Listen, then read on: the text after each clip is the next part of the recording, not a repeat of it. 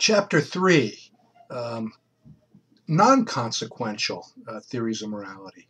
The Greek word for this would be deontological. Just a fancy word that means duty-based. The objectives of this chapter are to describe and to analyze non-consequentialist theories of ethics, as well as we're going to discuss virtue ethics. This includes distinguishing act and rule versions of non-consequentialism, such as Intuitionism, divine command theory. We're going to discuss my favorite, Immanuel Kant and his duty ethics, and then Ross's follow-ups, where he came up with the Prima Facie duties.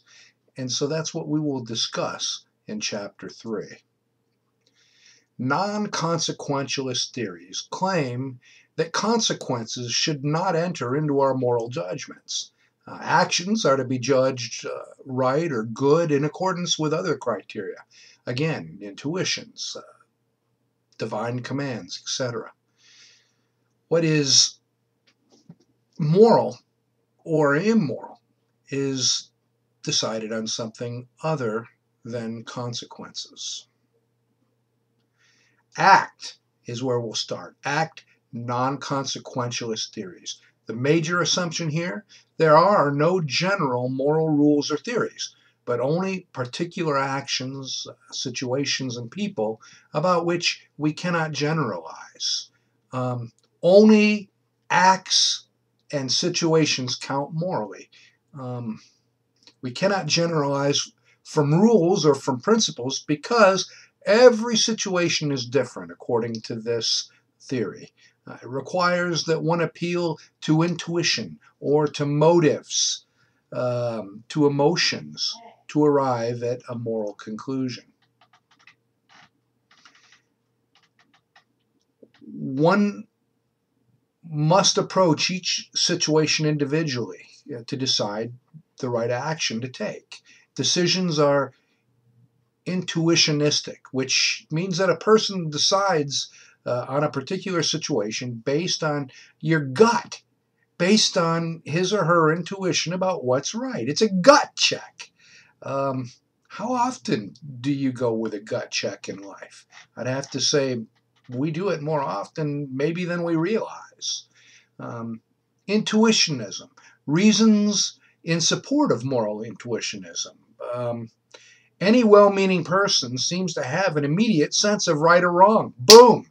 Is it right or is it wrong? You immediately react. It's just like when you take an exam. You're taking a multiple choice exam, A, B, C, or D. Boom! B jumps right out at you. You recognize it, you select B, and all of a sudden you are absolutely positive that you were wrong, and so you change your answer. But of course you find out that the answer was B. Your gut was right all along. Now, human beings had moral ideas and convictions long before anyone made a system of ethics. Those ideas were intuitions.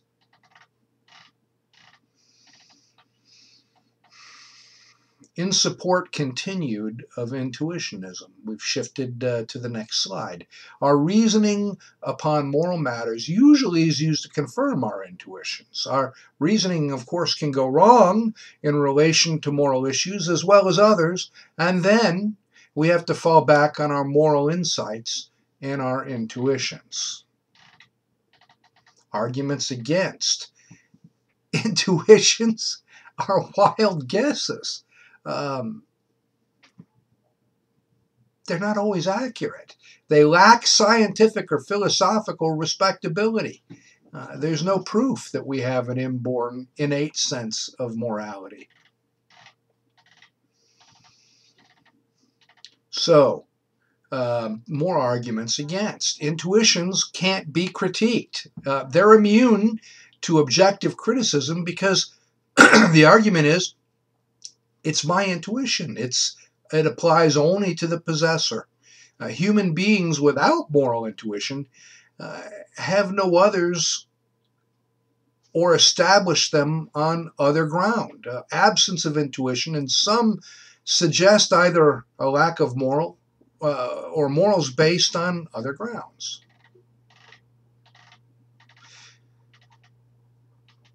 Now, there are 6 primary arguments or criticisms of act non-consequentialism. First, if we all have different intuitions, then there's no way to resolve conflicts.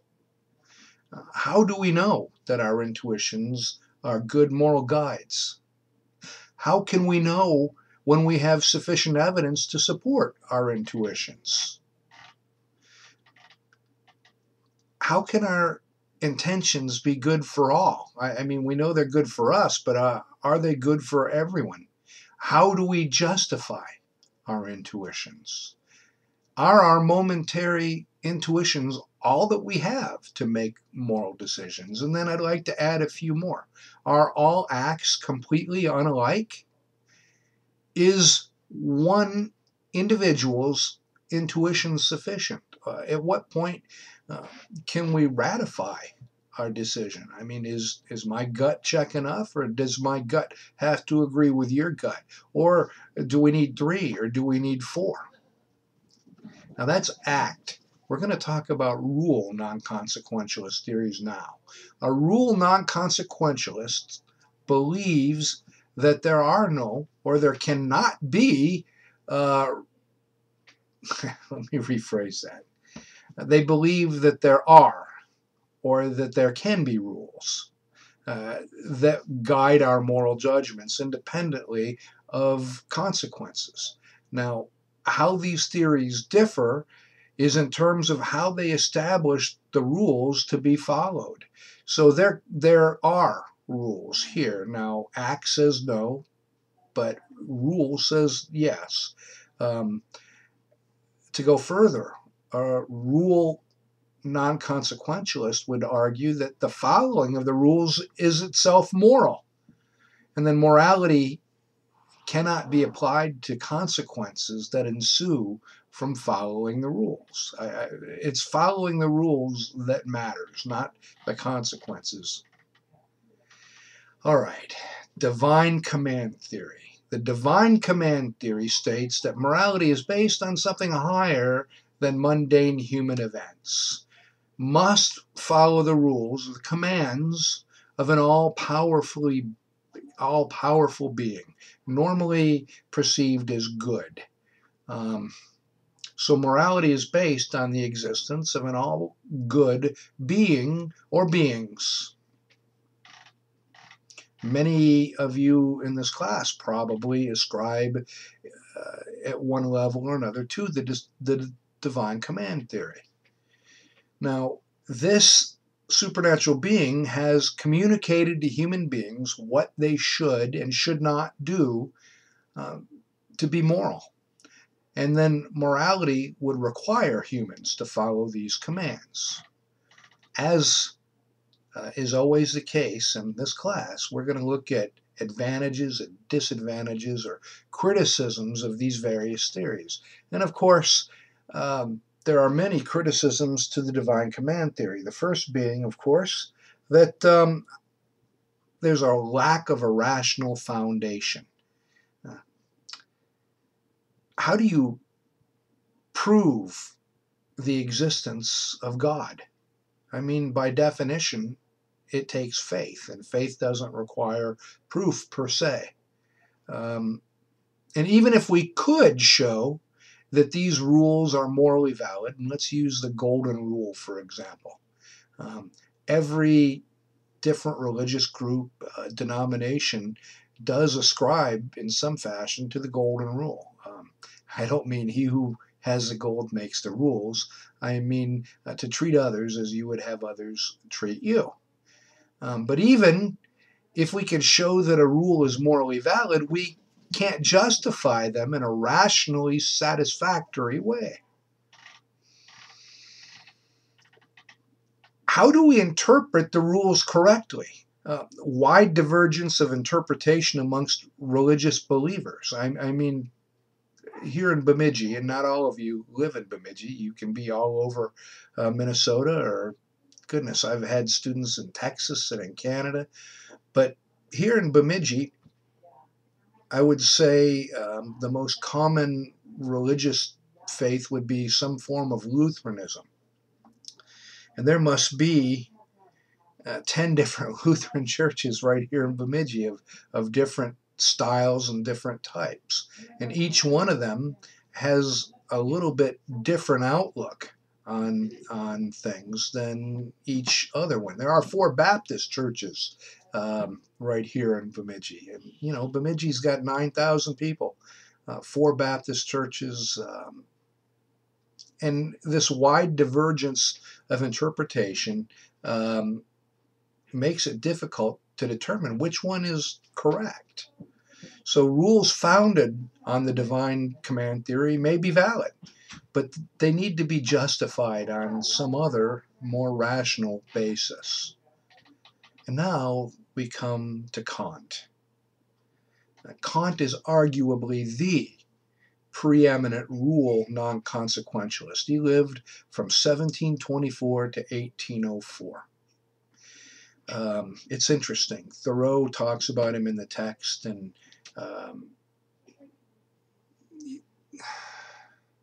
he doesn't give the impression that Kant was a theologian, but Kant was a theologian. He did believe that you could go outside of religion to prove what is moral and what is not moral. He wrote a treatise called In Defense of Pure Reason. But primarily, he was considered to be a theologian. He was an interesting character. We would say that he was ODC, OCD, obsessive compulsive disorder. In his whole life, he probably was never more than 30 miles from his hometown. His neighbors could set their clocks by him taking his daily walk. He was a university professor. He believed that nothing was good in itself except as a good will. Will is the unique human ability to act in accordance with moral rules, laws, or principles, regardless of the interests or consequences. Only the good will acts in accordance with rules, regardless of consequences.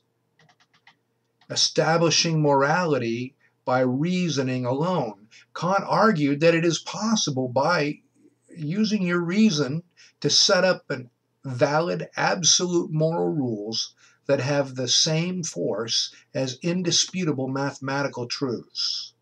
Now, such truths must be logically consistent. They cannot be self-contradictory, and you've got to be able to universalize them. They must be universalizable.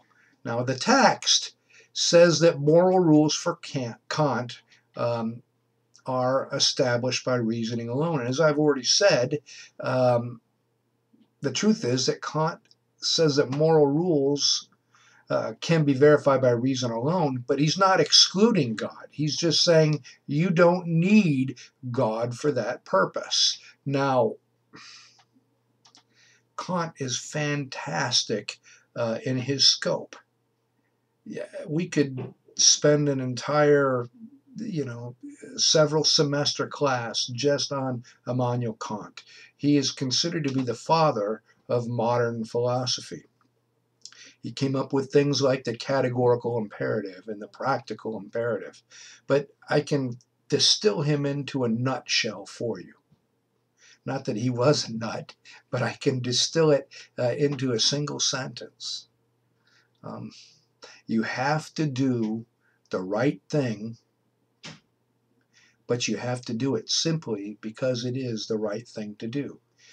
Otherwise, you don't get full moral credit. For instance, say you're a shopkeeper and there's a blizzard and you have the only groceries in town. And now you're able to sell those groceries for whatever profit you are able to make. but you don't. You decide that you are going to sell them for a fair price. Now, that's a good thing, isn't it? You'd think that you would get full moral credit, but Kant would ask him another question. He would say, why are you selling for a fair price? Are you doing it because if you do that, you know that your customers will return forever? They'll be grateful for what you did. That doesn't get you full credit. You've got to sell them for the right price simply because it's the right thing to do. That is Immanuel Kant. Now, let's talk some more about the categorical imperative. An act is immoral if the maxim, which is the rule to follow, cannot be universalized. Kant thought that the categorical imperative only authorized absolute rules with no exceptions. So an act is immoral if you cannot universalize it. So here is the scenario that is most often brought up with Kant in this case.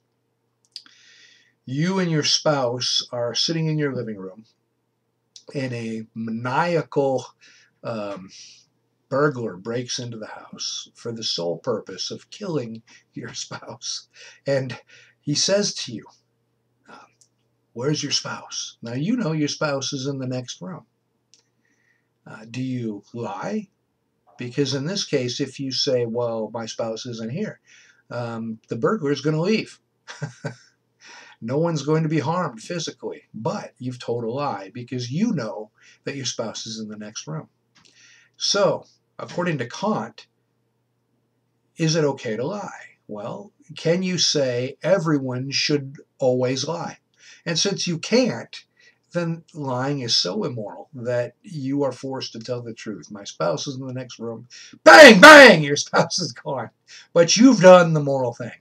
Now, I don't know of anyone that would agree with that reasoning. Now, just because I still hold Kant in complete awe, but I realize that there are problems with some of his ethical systems.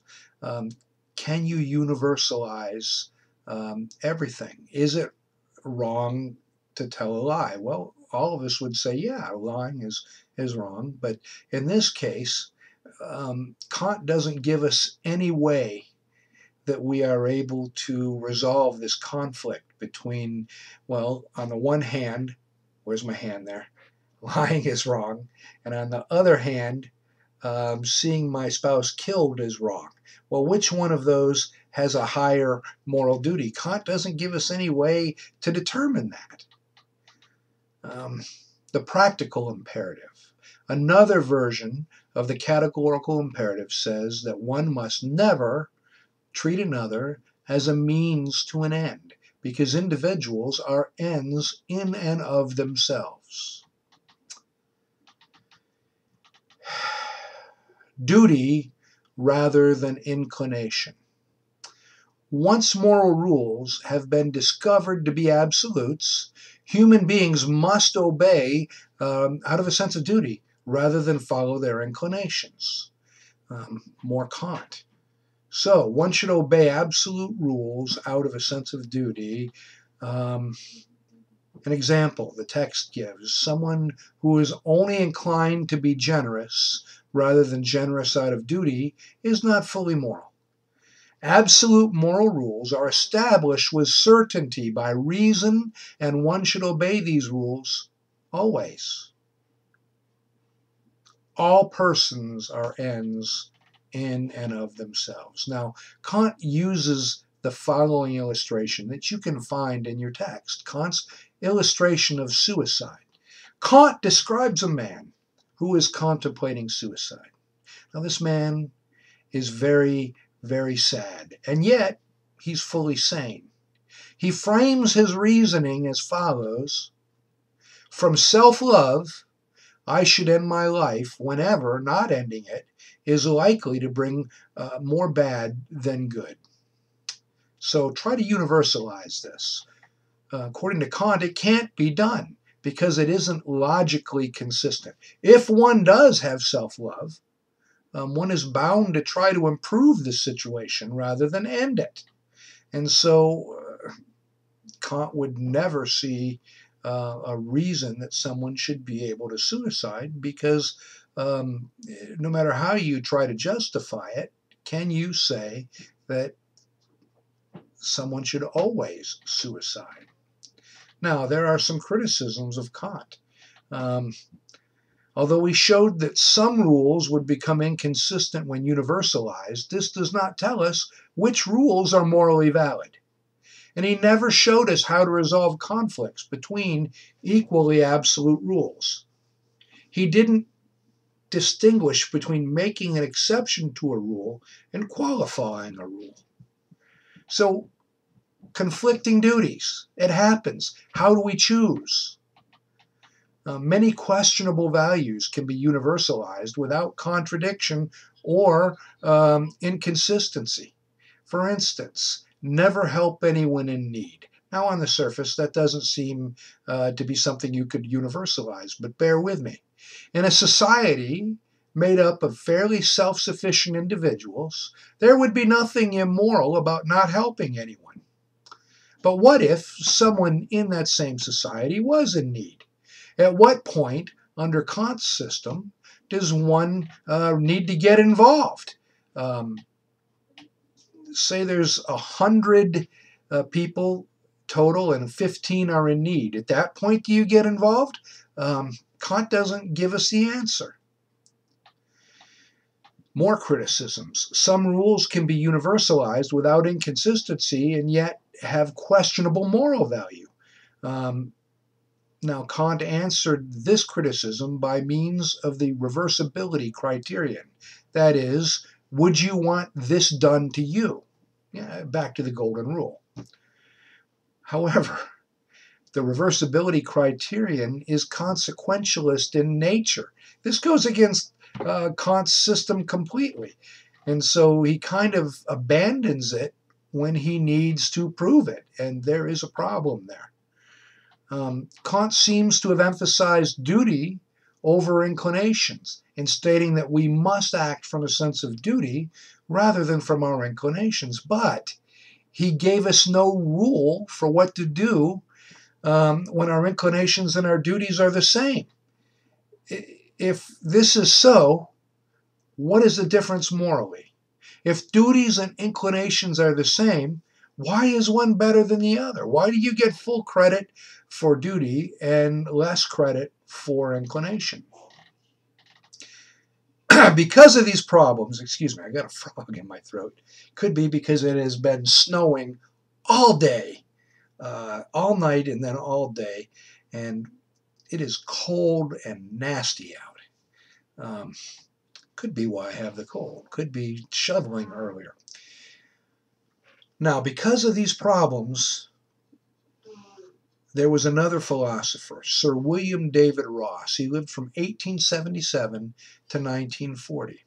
Now, like myself, he agreed with Kant as to the establishing of morality on a basis other than consequences. But he disagreed with Kant's overly absolute rules. So he's trying to answer some of these criticisms. He established prima facie duties that all humans must adhere to unless there is a serious reason to why they should not. So he agreed in principle, but like many of us, disagreed with this absolute nature. Prima facie means at first glance or on the face of it. And these duties allow one to avoid the pitfall of Kant and to provide a way, supposedly, to resolve conflict.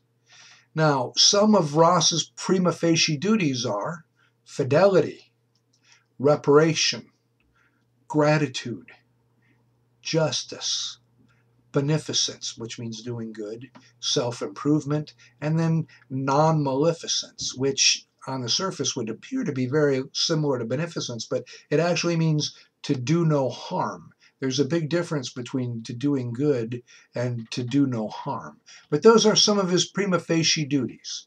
Now, he was worried about what to do to resolve conflicting duties.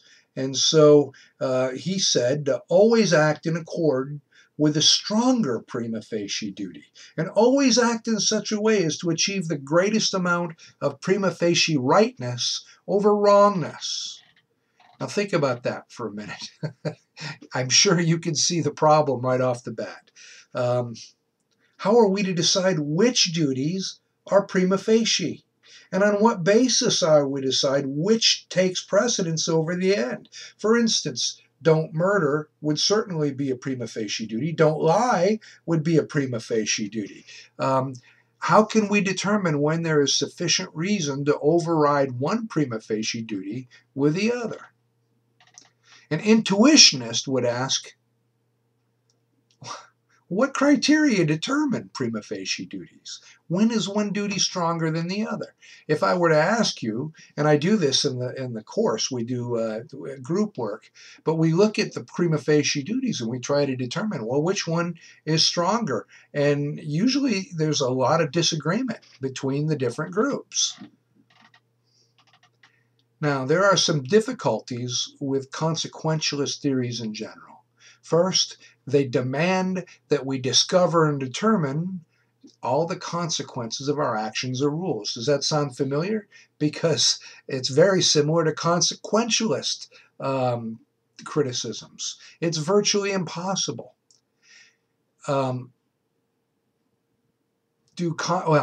We are talking about consequentialist theories. Do consequences or ends constitute all of morality?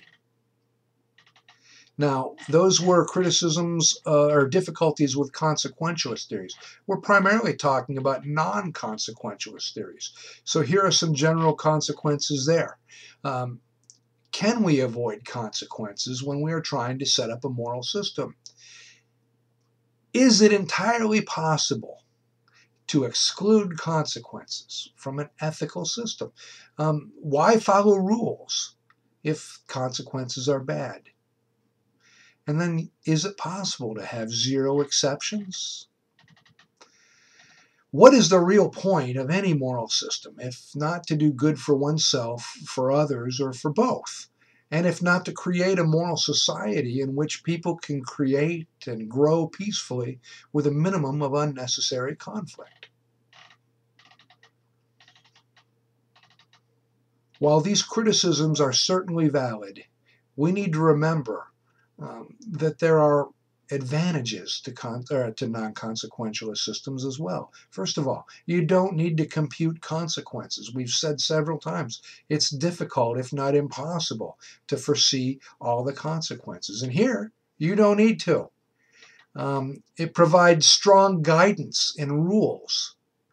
It grounds systems on something other than consequence, and you avoid CBA or cost-benefit analysis. So there are disadvantages, there are advantages. We've looked at consequentialism in the last and non-consequentialism in this series, and we will continue to look at them over the next, well, this is what, chapter 3? We have 12 chapters, so we'll continue to look at consequentialism and non-consequentialism in the weeks to come. Thanks. Have a great afternoon or evening.